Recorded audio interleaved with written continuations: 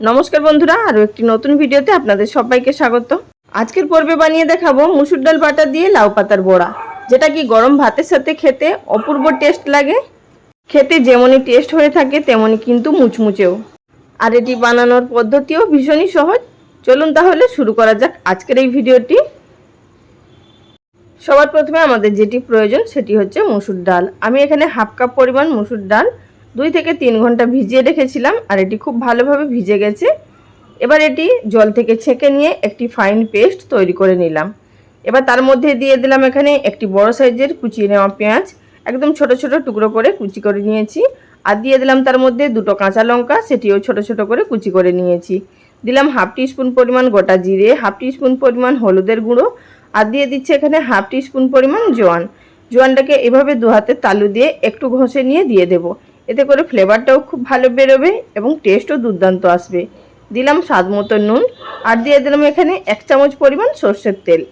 দিয়ে এবার খুব ভালোভাবে আমাদের মেখে নিতে হবে হাত দিয়ে।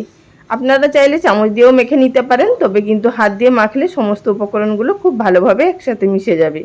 চাইলে আপনারা এখানে সামান্য পরিমাণ ধনেপাতা কুচিও দিতে পারেন, আর চাইলে আপনারা এখানে গুঁড়ো লঙ্কাও দিতে পারেন, যেহেতু আমি এখানে কাঁচা লঙ্কা দিয়েছি আর গুঁড়ো লঙ্কাটা ব্যবহার করছি না।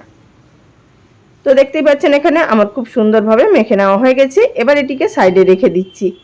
অপরদিকে একটি বড় পাত্রের মধ্যে নিয়েছি গরম জল। জলটা কিন্তু খুব ভালোভাবে আমাদের ফুটন্ত জলই নিতে হবে, তবে কিন্তু এই পাতাগুলো একটু হালকা নরম হয়ে যাবে। এইভাবে গরম জলে একটু চুবিয়ে নিলেই কিন্তু পাতাগুলো খুব সুন্দরভাবে নরম হয়ে যাবে, এতে করে আমাদের ফোল্ড করতে সুবিধা হবে। তো দেখতেই পাচ্ছেন আমি এখানে প্রত্যেকটা পাতাকে গরম জলের মধ্যে চুবিয়ে নিলাম।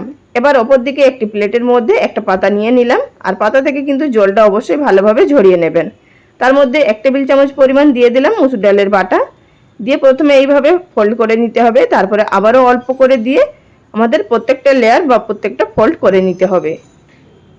বন্ধুরা, এছাড়াও কিন্তু উচ্ছে পাতার বড়া বা বিভিন্ন ধরনের পাতার বড়া বা পাতুরির রেসিপি আপলোড করা আছে। আপনারা চাইলে সেই সমস্ত রেসিপিগুলো দেখে নিতে পারেন। আশা করি আপনাদের সেই সমস্ত রেসিপিগুলো ভালো লাগতে পারে। এখানে আমি উপরের পাতার দিকটাও কিন্তু একটু করে মুসুর ডাল বাটা লাগিয়ে নেব, এতে করে কিন্তু খুব সুন্দর মুচমুচে হবে। তো বন্ধুরা, দেখতেই পাচ্ছেন আমার এখানে একটি তৈরি করা হয়ে গেছে।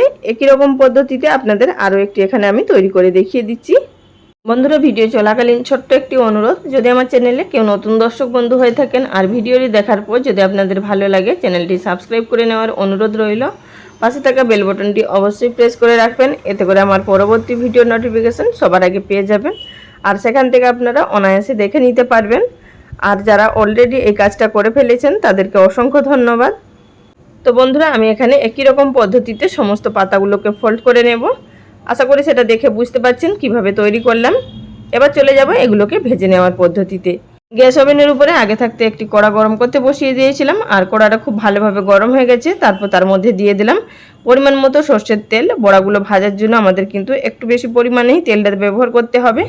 তেল গরম হয়ে যাওয়ার পর গ্যাসের ফ্লেম মিডিয়ামে থাকা অবস্থাতে এক একটা করে আমি এখানে পাতার বড়া দিয়ে দিলাম, তবে কিন্তু এখানে 2টো করে আমি ভেজে নেব। মিনিট 2-এর মতো একদিকটা ভেজে নেওয়ার পর আবারও এটিকে অপর দিকে উল্টে দিলাম। অপর দিকটাকেও আমাদের কিন্তু একই রকমভাবে ভেজে নিতে হবে। এবার গ্যাসের ফ্লেম লো টু মিডিয়ামে থাকা অবস্থাতে দুদিকটা ভেজে উল্টে পাল্টে আমাদের মুচমুচে করে নিতে হবে। প্রথম অবস্থায় কিন্তু গ্যাসের ফ্লেমটা লোতে রাখবেন না, তা না হলে কিন্তু পাতার মধ্যে তেল টেনে নেবে। প্রথমে মিডিয়াম ফ্লেমে একটু ভেজে নেবেন, তারপরে উল্টে পাল্টে লো ফ্লেমে ভেজে নেবেন। তো দেখতেই পাচ্ছেন আমার এখানে খুব ভালোভাবে ভেজে নেওয়া হয়ে গেছে। এবার এইভাবে তেলটাকে ঝাড়িয়ে নিয়ে তুলে নেব। তো বন্ধুরা, আমি এখানে একই রকম পদ্ধতিতে সবগুলো ভেজে নিলাম। আর আমি এখানে যেই পরিমাণে মুসুর ডাল বাটা নিয়েছিলাম সেখানে 5টা এইভাবে বড়া তৈরি হয়েছে। তো বন্ধুরা, এক একটা বড়া কিন্তু একজনের জন্য যথেষ্ট। বন্ধুরা, যারা লাউ পাতার বড়া এইভাবে তৈরি করে খাননি তারা অবশ্যই একবার ট্রাই করুন, আর যারা খেয়েছেন তারা তো জানেন কতটা টেস্ট হয়। তাহলে বন্ধুরা, রেসিপি যদি ভালো লেগে থাকে অবশ্যই লাইক কমেন্ট করে জানাবেন। সবাই ভালো থাকবেন। নমস্কার।